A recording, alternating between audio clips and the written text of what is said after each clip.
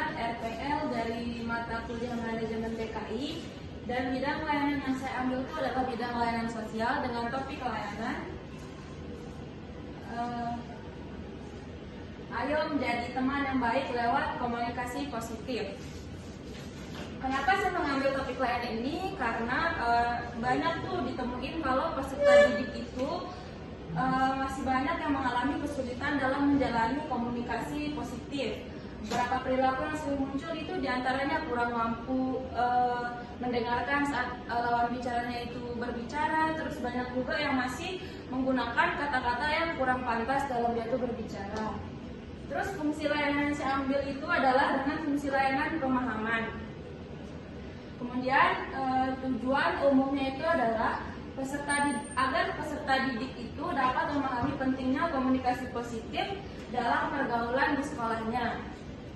Dan tujuan khususnya itu adalah yang pertama, agar peserta didik itu mampu memahami cara berkomunikasi yang positif. Terus peserta didik itu juga mampu menunjukkan sikap menghargai saat berkomunikasi. Dan yang ketiga, agar peserta didik itu mampu menerapkan komunikasi positif di lingkungan sekolahnya.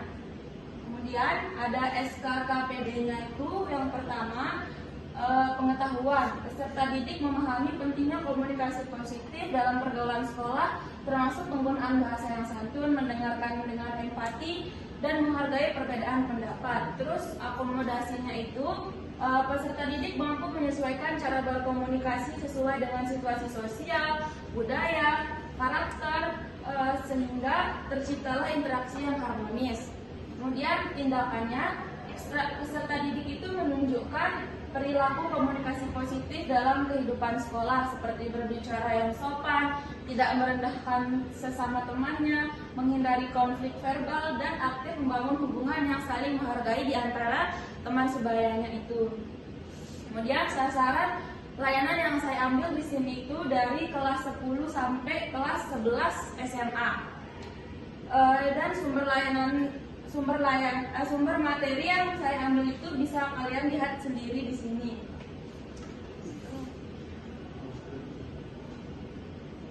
Nah, dan materi layanan yang akan kita bahas pada pertemuan kali ini itu ada tentang pengertian komunikasi positif, unsur-unsur komunikasi positif, sikap menghargai dalam komunikasi, contoh penerapan komunikasi positif di sekolah, dan yang terakhir dampak komunikasi positif. Kemudian waktunya itu 1 kali 40 menit. Nah, metode yang saya gunakan dalam RPL ini tuh ada sharing session, diskusi kelompok, role play, dan refleksi diri. Kemudian media yang dibutuhkan dalam RPL ini yaitu ada LCD proyektor, laptop, speaker, dan spidol. Baik, sekarang saya akan mempraktikkan nih terkait dengan RPL ini. Bismillahirrahmanirrahim. Assalamualaikum warahmatullahi wabarakatuh. Waalaikumsalam warahmatullahi wabarakatuh. Gimana kabarnya semuanya? Baik, Ibu. Udah makan belum? Belum. Oke, jadi sekarang kita akan masuk nih ke pembahasan tentang komunikasi positif. Jadi sebelum kita mulai pembahasannya, biar pertemuan kita ini lebih barokah, alangkah baiknya kita berdoa dulu nih. Baik, ketua kelasnya di sini, silakan pimpin doanya. Najib, silakan. Ya, teman-teman, sebelum kita mulai, marilah kita berdoa agar kegiatan saat ini lancar. Kita mulai. Amin. Doa selesai. Oke, biar tambah semangat lagi nih sebelum kita memasuki materi, kita ice breaking dulu ya. Oke, sebelum kita mulai ice breaking, semuanya berdiri dulu dong. Siap, Ibu. Kalian pasti udah tahu nih ice breakingnya yang buka tutup itu, tahu kan? Tahu. Kita mulai ya. Iya. 1, 2, 3. Buka tutup, Buka tutup, bertepuk tangan. buka tutup, Bertepuk tangan. Digulung-gulung, digulung-gulung. La la la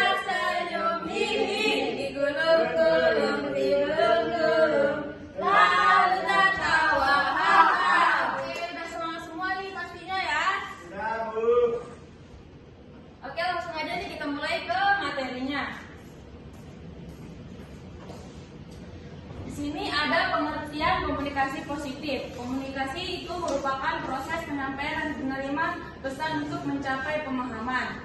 Jadi komunikasi positif yaitu yang pertama membina hubungan sehat menggunakan kata, nada, dan ekspresi dan sikap yang menghargai.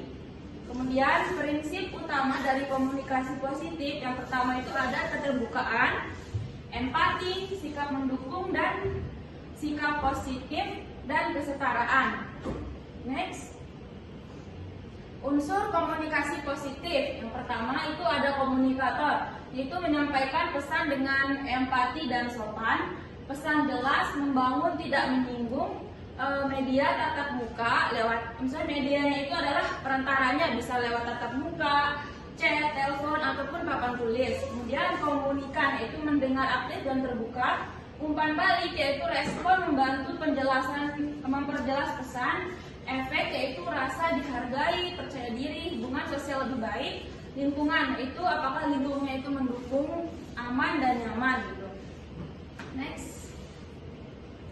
Nah, sikap saling menghargai. Jadi dalam komunikasi positif itu kita tuh dapat membangun sikap saling menghargai itu dengan menggunakan bahasa yang sopan dan ramah, beri kesempatan berbicara secara seimbang. Jadi bukan kita aja tuh yang ngomong, akan tetapi lawan kita juga harus ikut berbicara gitu biar seimbang komunikasinya.